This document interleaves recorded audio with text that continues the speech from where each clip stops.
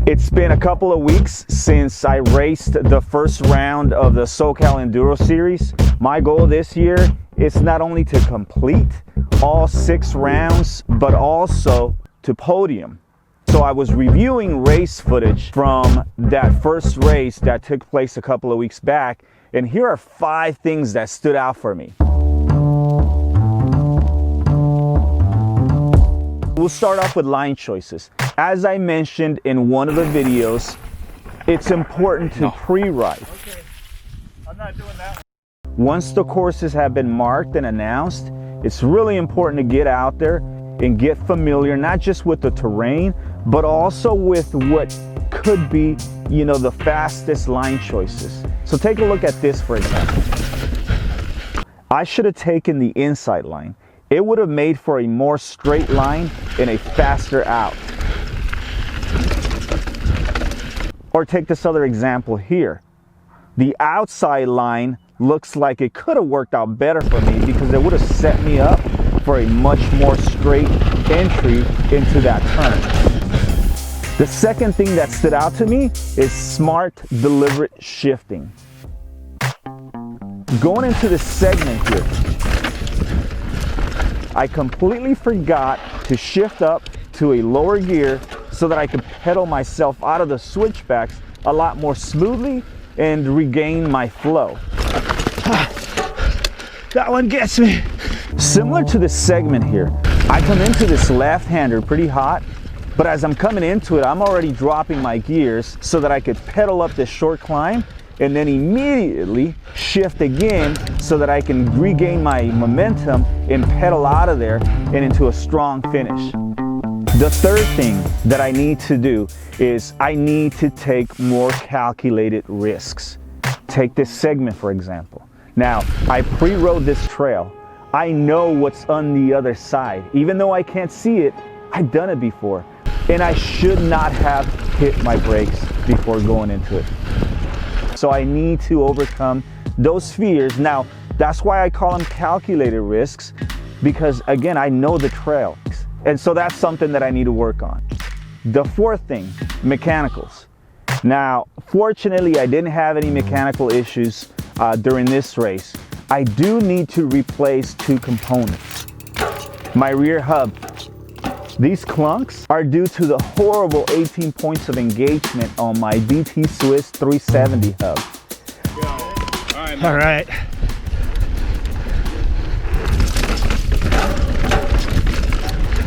I'm actually trying to pedal out of this chunky section and I'm losing momentum and I'm actually losing my footing on my pedals. So it's more than just an annoying sound. It's costing me time and it's putting me in a position where I could actually potentially take a fall. So that 370 hub, it needs to go. Also my pedals. Now I love my HT pedals, but they're old and they're worn out. And even though they sell a replacement kit for it or a repair kit for it, which would probably be the most economical option for me, I am going to replace them because the pedals themselves have a couple or actually a few screws that I would need to drill out. The fifth thing, and I think it's probably my biggest opportunity here, is conditioning.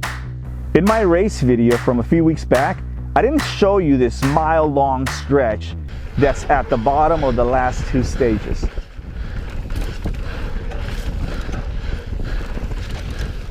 But it's here where I believe my biggest opportunity lies. During stage 2, it took me 2 minutes and 58 seconds to complete this mile-long pedal fest. But then on stage 3, I don't know, I guess because I knew it was my last opportunity, I pushed it a little harder and I actually finished it in 2 minutes and 44 seconds. That's 4 seconds faster.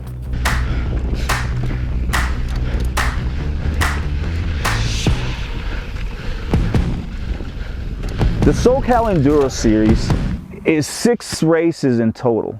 3 of them take place at Vail, Now, I don't know what the next 2 races at Vail are gonna look like, but I do know that most trails there at Vail share that same 1 mile cross-country pedal fest finish, which is why I need to work on my legs. I need stronger legs. Fortunately, one of you reached out to me over on Instagram and pointed me to Dialed Health. Derek was kind enough to very quickly come through, and he sent me this. It's a no equipment core body workout. I think it's exactly what I need. I don't have equipment, I don't have a whole lot of time on my hands, and I only have a few weeks before the next race. So those are the 5 things that I'm walking away with after reviewing my race footage from race number 1 a few weeks back. Making those changes, as well as incorporating that core workout that Derek sent over to me, I think it's going to position me better to perform better during the next race. Subscribe if you've not subscribed yet, so that you can, I don't know, come along with me on this journey and hopefully see me land on that podium. Secondly, check out Derek's Instagram as well as his website. I think you're going to find his content very useful and very practical. All of the links are going to be in the description. It's going to be exciting. It's going to be a ton of fun. I will see you in about a week with the next video. And until then, you know, get out there, ride fast, definitely don't die, and God bless.